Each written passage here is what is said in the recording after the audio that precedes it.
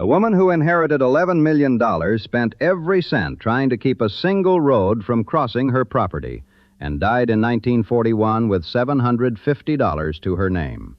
That road got built anyway. It became the Pacific Coast Highway, and the place she fought so hard to hide became the most famous stretch of coastline in America. Here is the part nobody talks about. That road, the one she lost everything trying to stop, is now the only way in or out of Malibu. It has killed over 170 people in 12 years. That number deserves to sit for a moment. 170 people killed or seriously injured on 21 miles of asphalt that was never supposed to exist.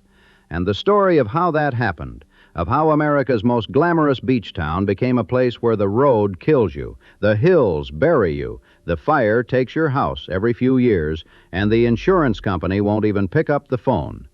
That story starts with a purchase made in 1892 by a man who believed he was buying paradise. Frederick Hastings Rindge was a Harvard-educated heir from Cambridge, Massachusetts, whose father had built a fortune in textiles, shipping, and banking. When the elder Rindge died, Frederick inherited roughly $2 million, a sum worth well over $60 million today. He moved west with his young bride, Rhoda May Knight of Trenton, Michigan, a woman everyone called May. They settled first in Santa Monica. Frederick invested in oil, utilities, and insurance, growing the fortune considerably. But what he really wanted was land. Not a lot in a city, not a ranch in a valley. He wanted a kingdom. In 1892, he found one. The Rancho Topanga Malibu Sequit, a 13,300-acre Spanish land grant stretching 27 miles along the Southern California coast, was for sale. The land had been a Chumash settlement for 4,000 years before that, and the name itself came from the Chumash word humaliwo. The surf sounds loudly. The previous owners had used it for cattle. Frederick paid roughly $10 an acre. 35 years earlier, the same land had traded at 10 cents an acre. Then he bought adjacent parcels from homesteaders until the ranch sprawled to nearly 17,000 acres. He built a Victorian ranch house in Malibu Canyon, a place called Laudamus Hill. He explored his property on foot. He wrote poetry about it. He published a memoir titled Happy Days in Southern California. He called his ranch the American Riviera and dreamed of turning it into something to rival the Mediterranean coast. He also built fences. Armed cowboys patrolled the borders. Trespassers were turned back. Frederick Rindge did not want visitors. He did not want roads. He did not want railroads. He wanted Malibu to belong to him and to no one else. Then, in December of 1903, a brush fire burned his ranch house to the ground. 2 years later, Frederick Hastings Rindge was dead. He was 48 years old. His estate was valued at approximately $22 million. All of it, the ranch, the investments, the children, and the war that was about to begin, fell to May. What happened next is one of the most remarkable and self-destructive acts of defiance in California history. It lasted more than 2 decades. It consumed a fortune that few families in America could match, and it still shapes the geography of every commute, every evacuation, and every fire truck that tries to reach Malibu today. The Southern Pacific Railroad wanted to lay tracks along the coast from Santa Monica to Santa Barbara. In 1904, they applied to the Interstate Commerce Commission for permission. The route would cut directly through the Rindge property. May refused. She didn't just refuse, she found a legal loophole. There was a law preventing the duplication of an existing rail line. So May built her own railroad. 15 miles of track running along the coast of her ranch, used primarily to ship grain and cattle hides. It was a functional railroad in the narrowest legal sense, and its real purpose was to block the Southern Pacific from ever touching her land. She hired armed guards, cowboys, and vaqueros to patrol the ranch borders. She carried a gun herself. She fought the railroad in court. She fought ranchers who wanted a public road through the property. She fought the county, and she fought the state of California. One of her own sons eventually sued her. alleging she was destroying the family estate through obsessive litigation. He was right. The state won its case in the late 1920s. A right-of-way was forced through the Rindge property. In June of 1929, the Roosevelt Highway opened, a two-lane coastal road that would later be renamed the Pacific Coast Highway. May Rindge had spent millions trying to prevent it. The road existed anyway. And here is the detail that makes the whole story feel almost scripted. The road that May tried to stop is the same road that now traps everyone who lives in Malibu. There is, to this day, essentially one way in and one way out. That road carries 37,000 cars on an average day, 40,000 in the summer. It has been declared a local emergency, and every solution anyone has ever proposed runs into the same problem May Rindge created a century ago.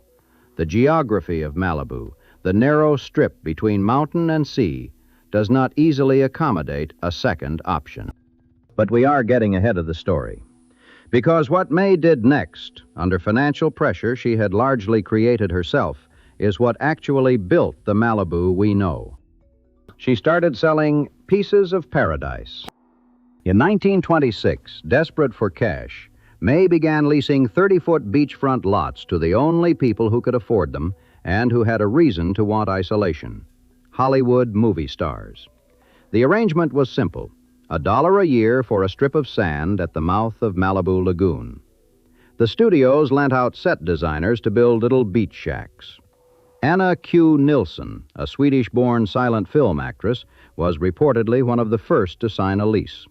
Then came Clara Bow, Ronald Colman, Gloria Swanson, who snapped up 3 lots. Mary Pickford and Douglas Fairbanks took 10. Harold Lloyd, Barbara Stanwyck, Jack Warner, Bing Crosby, Gary Cooper. The press started calling it the Malibu Movie Colony. Something remarkable was happening. The thing May Rindge had fought hardest to protect, Malibu's isolation, was exactly what made it valuable to these people. In the 1920s, Hollywood stars were hounded in Los Angeles. Fans camped outside their homes. Photographers followed their cars. Gloria Swanson had sold her L.A. home because she couldn't keep the public out. In Malibu, behind the ranch gates, on a road that barely existed, surrounded by mountains and ocean, with no neighbors for miles, they could do whatever they wanted. A star could sit on the sand in a bathing suit and not end up in the morning papers. The studios knew it, too. They were happy to lend set designers and construction crews to build those little beach shacks, because a rested, scandal-free star was good for business. The privacy was the product. And one of the most remarkable things about the early colony was how many of the first lessees were women.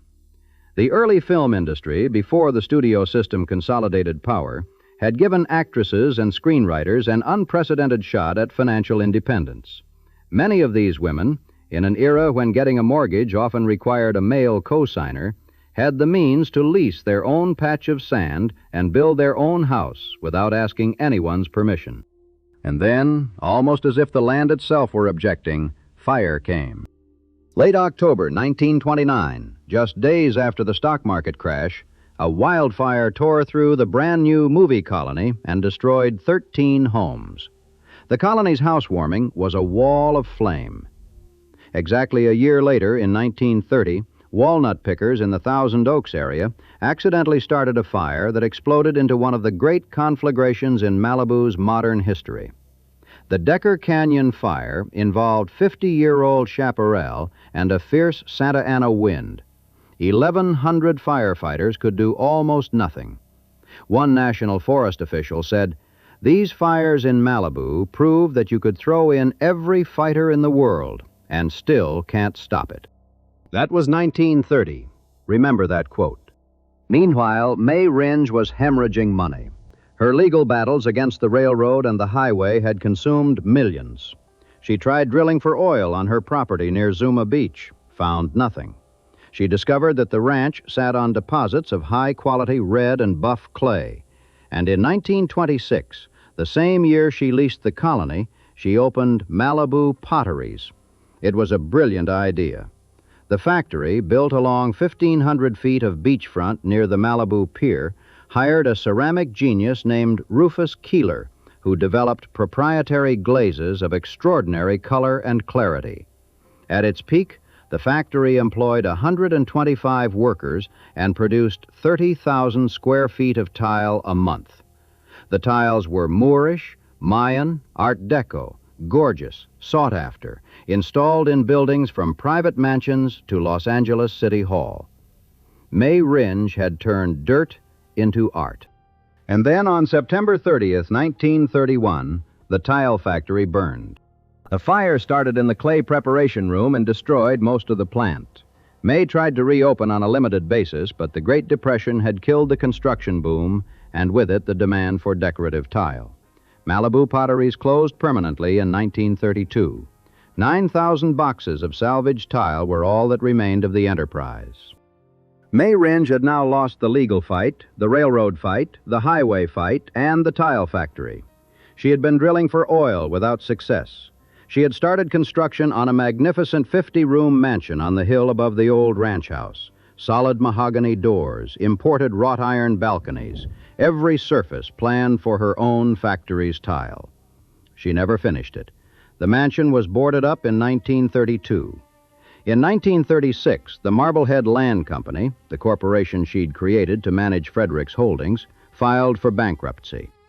May Rindge, once counted among the wealthiest women in America, died in 1941 with $750 in cash. The woman who had owned every inch of 27 miles of California coastline could not afford her own burial. The Franciscan order later purchased 26 acres of her land, including the unfinished mansion, for $50,000. They turned it into a religious retreat. And Malibu, the place she had spent her life trying to hide, was now wide open. The celebrity mystique didn't die with May. It got stronger.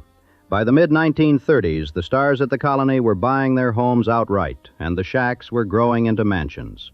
The lots were still only 30 feet wide, which meant the houses sat shoulder to shoulder, but that created its own kind of intimacy. The colony became a place where the most famous people in the world lived packed together on a strip of sand, close enough to hear each other's parties, private enough that no one outside the gate needed to know. Through the 1940s and 1950s, new waves of Hollywood money poured in. Then came the 1960s, and Malibu added a second layer of fame, the surf. Surfrider Beach, right at the mouth of Malibu Creek, near the old colony, produced some of the most consistent and photogenic waves in California.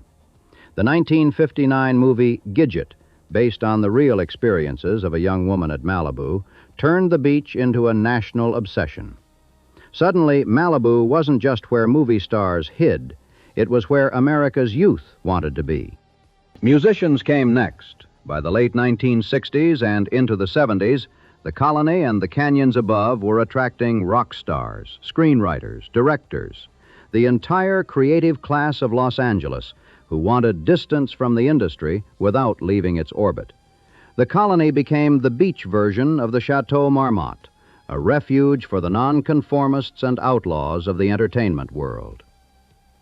Joan Didion lived 132 steps from the Pacific Ocean and wrote about Malibu in The White Album, painting a picture of a place that was equal parts idyllic and unsettled, where the awareness of fire was always present, humming beneath the surface of every beautiful day. Larry Hagman, the Dallas Star, led famous 4th of July parades on the Colony Beach and, according to local lore, grew marijuana in his yard until he discovered neighborhood teenagers were sneaking in at night to steal it. The legend kept building on itself. Each generation added another coat of glamour, and each coat made the real estate more expensive. And the more expensive it got, the more exclusive it became. And the more exclusive it became, the more people wanted in. By the 1970s, a home in the colony, on a 30-foot wide lot with no sewer, on a road that regularly flooded and occasionally vanished, was worth more per square foot than almost any residential property in California. But there was always fire. The day after Christmas, 1956, A blaze driven by fierce Santa Ana winds burned 26,000 acres and destroyed 100 homes. A man named Frank Dickover died. Residents evacuated to the beach, carrying cats and dogs, leading horses and burros down to the sand. County fire engines came from as far away as Downey. 2 years later, in 1958, another fire burned 18,000 acres and took 74 homes, including 17 in Corral Canyon. 8 firefighters were injured. In September 1970, the Wright Fire screamed down Malibu Canyon along almost the same path as the 1958 blaze. 10 people died. More than 400 homes were destroyed. Temperatures reached 2,500 degrees Fahrenheit. Joan Didion, who witnessed the 1978 fire that followed similar terrain, wrote that horses caught fire and were shot on the beach. Birds exploded in the air, and houses didn't explode, but imploded, as in a nuclear strike. That 1978 fire burned 25,000 acres and destroyed 230 homes. An average of 2 wildfires per decade going back to the 1920s. That is not a figure someone calculated after the fact. It was known. It was always known. The Santa Monica Mountains, the Chaparral, the Santa Ana winds, the dry autumns. These are not surprises. They are features of the landscape as predictable as the tides. And people kept building. Mansions went up on the ashes of previous mansions. Multi-million-dollar estates in Carbon Canyon and Las Flores Canyon were constructed on the exact sites of homes destroyed in 1956 and 1970. The houses got bigger, the prices got higher, and the fires kept coming. November 2nd, 1993. The old Topanga fire, caused by arson, roared down Topanga Canyon and followed the path of the 1970 blaze, burning through the scars of 7 previous fires. 16,000 acres, 369 homes destroyed, 3 people killed. Firefighters described a 30-foot wall of flames driven by 70-mile-per-hour winds cascading down steep ravines toward the coast. Multi-million-dollar estates, some of them built on the ashes of homes destroyed in 1956 and 1970, burned again. And still the building continued. One homeowner named Richard Feinstein had his house destroyed in the 1993 fire. He rebuilt on the same property, this time with ceramic tile exterior, metal window frames, a stainless steel garage door, and concrete floors and walls. He installed a water tank on his property that firefighters used during the next fire. Flames came within inches of his home. It survived. This is the Malibu mentality distilled into a single house. You don't leave, you adapt. You build harder, stronger, more fireproof. Because the land is worth too much to walk away from. After every fire, the property values dip for a year or two, and then they climb back. The destroyed houses get rebuilt, bigger, more expensive, with better materials. The cycle repeats, and repeats, and repeats. But each cycle costs more, not just in construction. In the strange arithmetic of Malibu, every fire makes the surviving houses more valuable. The supply shrinks, the demand stays constant, and prices go up, which means the next fire destroys more wealth, which means the insurance gets more expensive, which means the next fire is even more painful. The spiral tightens with every turn. But something else was happening during all those decades that nobody was paying much attention to, and it might be the most consequential decision in Malibu's history. In 1966, the Los Angeles Regional Planning Commission released a report predicting that if Malibu got sewers, its population would expand to 117,000 by 1980. Think about that number, 117,000 people in a narrow strip of coastline served by a single 2-lane highway. Malibu's residents were horrified. They voted down county-sponsored sewer bond measures in 1966, 1968, and 1971. They didn't want sewers, not because they enjoyed septic tanks, but because they understood correctly that sewers meant development, and development meant the end of Malibu as they knew it. This was the existential logic that would define Malibu for the next 60 years. Keep the infrastructure primitive, and you keep the population small. Block the sewer, and you block the apartment buildings, the hotels, the shopping centers, the traffic. The math was simple, and from a certain perspective, brilliant. Without sewers, you couldn't build density. Without density, you couldn't justify a freeway. Without a freeway, the geography itself, mountains on one side, ocean on the other, one road through the middle, would limit how many people could come. They also fought off plans for an offshore freeway and a nuclear power plant in Coral Canyon and a massive yacht harbor in the lagoon. One by one, Malibu residents killed every major infrastructure project that came near them. Then, in 1986, the Los Angeles County Board of Supervisors approved plans for a regional sewer large enough to serve 400,000 people in the western Santa Monica Mountains. The residents would be assessed taxes and fees that could reach $10,000 per person per year to pay for it. They feared that the already choked Pacific Coast Highway would need to be widened into a full freeway to accommodate the growth that sewers would inevitably bring. This was the final straw. Malibu had tried to incorporate before, and the County Board of Supervisors had fought it every time. In 1991, they finally succeeded. Malibu became a city, an act specifically designed to give residents local control over development. Actor Martin Sheen was named honorary mayor. One of the first things the new Malibu City Council did was abandon the county's sewer plan. Malibu had won. The sewers were dead, the freeway was dead, the nuclear plant was dead. The town would remain what it had always been, a thin, gorgeous, spectacularly expensive strip of houses on septic tanks, served by a single road, surrounded by mountains full of dry chaparral, accessible only through canyons that flood with mud every time it rains. Every one of those victories is now a vulnerability. Start with the septic tanks. There are roughly 2,400 of them in Malibu, buried beneath homes worth millions of dollars. Many of them are decades old. They leak. Untreated or partially treated sewage seeps into the groundwater, flows downhill, and empties into the Pacific Ocean. Health officials and environmental groups have been documenting this for years. The bacteria levels in the ocean near Malibu rise sharply after heavy rains. In 2006, Los Angeles County announced it would use DNA testing and, if necessary, court warrants to inspect celebrity septic tanks and identify whose waste was fouling the coast. An NBC News headline read, "Spotlight on Malibu Celebrities and Their Toilets." The irony is almost too neat. A community full of environmentally minded celebrities, Sting, Tom Hanks, and many others, had incorporated their city specifically to stop a sewer line, and now their own sewage was contaminating the ocean they'd moved there to enjoy.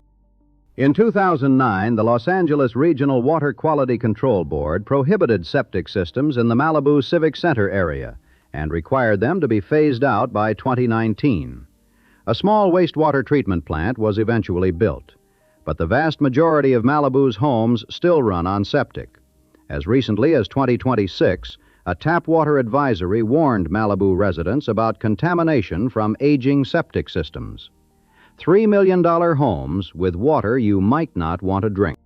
Now take the road. Pacific Coast Highway through Malibu is 21 miles of two-lane blacktop that functions simultaneously as a state highway, a major commuter route, a tourist attraction, and the only main street the city has. 37,000 cars a day, 40,000 in summer. It was never designed for this. It was a coastal scenic road built in 1929, threading between cliffs and ocean, and it now carries the traffic load of a small freeway without any of the safety features of one. Between 2011 and 2023, roughly 170 people were killed or seriously injured on PCH through Malibu. Police have clocked cars doing between 107 and 112 miles per hour in zones posted at 45 to 55. On October 17, 2023, 4 Pepperdine University students were struck and killed by a speeding driver while standing on the sidewalk. They were not jaywalking. They were not in the road. They were on the sidewalk, and a car moving at catastrophic speed left the road and hit them. It was the deadliest pedestrian collision in Los Angeles County in more than a decade, and it forced a reckoning that decades of smaller tragedies had not. The city declared a local emergency. They hired the California Highway Patrol on contract, the first full-time CHP presence on PCH since 1991. They invested $39 million in traffic safety projects over the past decade. Signals, crosswalks, raised medians, a 12-signal synchronization system. None of it has made the fundamental problem go away. The fundamental problem is that there is one road and everything depends on it. When it closes, for a crash, a mudslide, a fire, Malibu is cut off.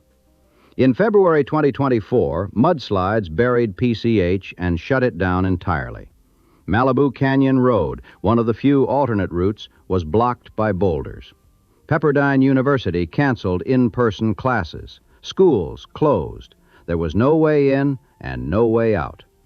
This has happened repeatedly in 2018, in 2019, in 2024, in 2025. The pattern never changes. Rain follows fire, vegetation is gone, hills become rivers of mud, and the road disappears. And then came November 2018, the Woolsey Fire. It started on November 8th in Simi Valley, and within hours the Santa Ana winds pushed it toward the coast at staggering speed. Half the resource requests from fire departments went unmet. There simply weren't enough crews. The fire burned nearly 97,000 acres. In Malibu, it destroyed over 600 structures and damaged nearly 200 more. 3 people died. Thousands of residents packed PCH, trying to flee south, while others abandoned their cars entirely and took refuge on the beaches with their horses and pets. The number of visitors to the Malibu area dropped by 40% in the aftermath. Home prices in the 90265 zip code fell 11%. And then something happened that was arguably worse than the fire itself. The insurance companies started leaving. State Farm, California's largest home insurer, announced in 2023 that it would no longer accept new applications for property insurance in California, citing historic increases in construction costs. Then it went further, cutting 72,000 existing policies. Allstate got approved for a 34% rate hike.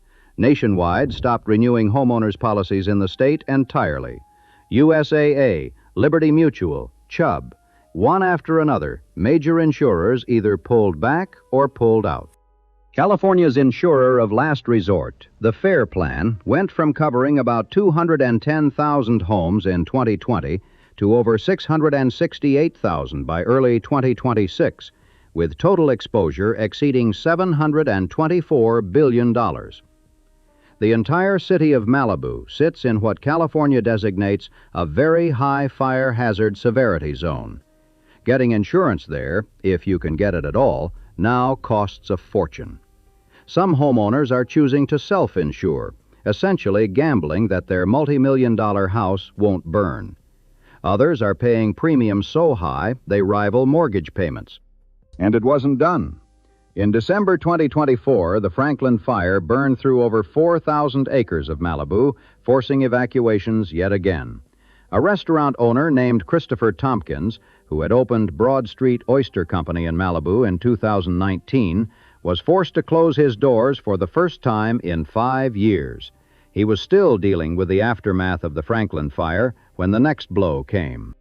On January 7th, 2025, the Palisades fire started. What had initially been a small brush fire near Skull Rock on New Year's Day, the Lockman fire, had been declared contained but was never fully extinguished. 6 days later, it rekindled. Driven by Santa Ana winds, it exploded across 23,000 acres of Los Angeles County. The fire was catastrophic across the region, but what it did to Malibu was existential. Roughly 700 homes in the city were destroyed. About 11% of all structures in Malibu were damaged or wiped out. The eastern neighborhoods, Big Rock, La Costa, Carbon Beach, were devastated. 99 businesses were completely destroyed, and those businesses had supported nearly half of all the jobs in the city. Restaurants that had been Malibu institutions for decades, Moon Shadows, The Real Inn, Cholada Thai, Rosenthal Wine Bar, burned to the ground. The former mayor said 1/3 of Malibu had been wiped out. The Pepperdine School of Public Policy commissioned a study from Beacon Economics to assess the damage. The findings were devastating. The fire hadn't just destroyed buildings, it had destroyed the economic foundation of the city. And then PCH, Malibu's only artery, became a construction road. For months after the fire, the highway was either closed or reduced to a crawl by debris removal. A 25-mile-per-hour construction zone where the speed limit was enforced not by CHP officers, but by the sheer impossibility of moving faster. Nearly 1,300 truckloads of fire debris traveled PCH every single day. Then, in February 2025, the rain came, and mudslides buried the highway again. Video showed bulldozer crews working through the night to clear mud from the road between Malibu and Pacific Palisades. A famous Malibu restaurant called Duke's, which had survived the fire, was surrounded by flowing debris. Businesses that had survived the flames couldn't survive the isolation. The Malibu Pacific Palisades Chamber of Commerce reported that surviving businesses experienced an average 70% decline in revenue. 5 months after the fire, the chamber declared a local economic state of emergency, calling the situation an existential threat. Candy shop owner Melissa Smith, who'd opened her store in 2017, said business from January to June 2025 was devastatingly slow. The city of Malibu's own numbers are stark. General fund reserves dropped from $83 million to an estimated $51 million. Home prices fell 13% year over year. Properties sat on the market for an average of 175 days, compared to 58 the year before. The median sale price remained around $4.5 million, but the market was described with a word rarely associated with Malibu: soft. In February 2026, the city filed a lawsuit against the state of California, the city of Los Angeles, and several other government agencies, alleging that systemic negligence allowed the Palisades fire to ignite and spread. The complaint claimed that the fire had hollowed out the community, destroyed 1/3 of the city, and created losses potentially reaching $250 billion countywide. And now, and this is the part that would have made May Rindge's head spin, the Malibu City Council is talking about building a sewer. More than 30 years after Malibu incorporated specifically to block sewers, city leaders asked for a preliminary assessment of how to construct and finance a sewer line along PCH to serve the nearly 4 miles of coast where 327 homes had burned. The estimated cost for running 6 miles of sewage mains to the existing Civic Center treatment plant, approximately $188 million, or about $408,000 per parcel. Every one of those burned homes had been on a septic system. Every one of those septic systems had been leaking to some degree into the groundwater and the ocean for decades. The fire, in the most brutal way imaginable, created a chance to fix the problem Malibu had voted against fixing for 60 years. The State Water Board had already made clear that all beachfront septic systems would need to be upgraded regardless. One architect, Christopher Sorensen, went further, saying publicly that the existing septic tanks had been causing disease for anyone who swam or surfed in eastern Malibu, and that perhaps it was time to ask whether houses belong between the highway and the ocean at all. But even now, the old fear persists. The City Council has made it clear they won't approve a sewer if it opens the door to hotels, apartments, or what one member called Miami Beach-style development. The residents of Big Rock, one of the hardest-hit neighborhoods, said they didn't need a sewer at all. Their septic systems were working fine. In Big Rock, a massive landslide had already struck in 1983, prompting the installation of wells and drainage pipes that pump underground water out to sea. Those systems still work. The residents there have been through enough. They want to rebuild what they had the way they had it. This is the central paradox of Malibu, and it has been the central paradox since May Rindge hired armed cowboys to patrol the borders of her ranch. The thing that protects Malibu, its isolation, its lack of infrastructure, its refusal to modernize, is the same thing that leaves it defenseless. One road, no sewer, no fire breaks, no redundancy. A city of 10,000 people stretched across 21 miles of coastline, accessible only through canyons that flood and a highway that kills, surrounded by mountains that burn on a cycle so regular you could set a calendar by it. And the beauty is still there. That's the cruelest part. The Pacific still breaks against Surfrider Beach the way it did when the Chumash named the place Humaliwo. The surf sounds loudly. The Santa Monica Mountains still rise in golden brown folds above the coast. The light in the late afternoon still does that thing it does nowhere else, turning the cliffs the color of honey. But the insurance company won't cover the house. The road might be closed tomorrow. The hillside might slide. The canyon might burn. The septic tank might be contaminating the well. And the neighbors who fled the Palisades fire, many of them, have not come back. The city's own recovery plan includes a phased tourism relaunch campaign targeting luxury travelers, wellness tourists, and remote professionals. It reads like a pitch deck from a startup that's running out of runway. The language is polished. The numbers underneath are grim. Frederick Hastings wrote a book called Happy Days in Southern California. He described riding across his ranch on horseback, alone, looking out at 27 miles of coast that belonged only to him. He called it the American Riviera. He died believing he had found the one place in the world that could never be spoiled. May spent the rest of her life and every dollar of his fortune trying to make that true. She built a railroad to block a railroad. She hired an army to patrol fences. She opened a tile factory to pay for lawyers. She started a mansion she couldn't finish. She fought the road, the county, the state, and eventually her own children.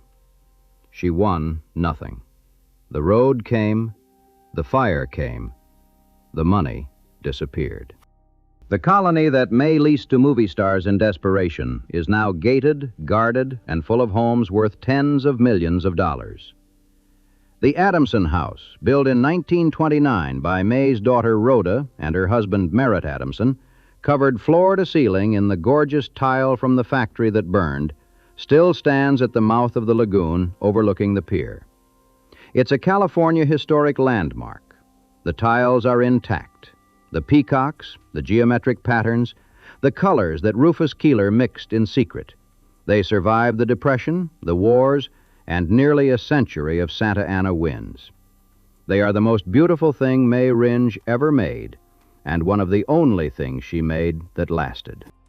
Outside the Adamson House, the Pacific Coast Highway runs in both directions. To the east, toward the burn scar. To the west, toward the beaches that didn't burn this time. The road carries its 40,000 cars. The hills above are green after the winter rain, which means the chaparral is growing back, which means the fuel is accumulating, which means the clock is running. The surf sounds loudly.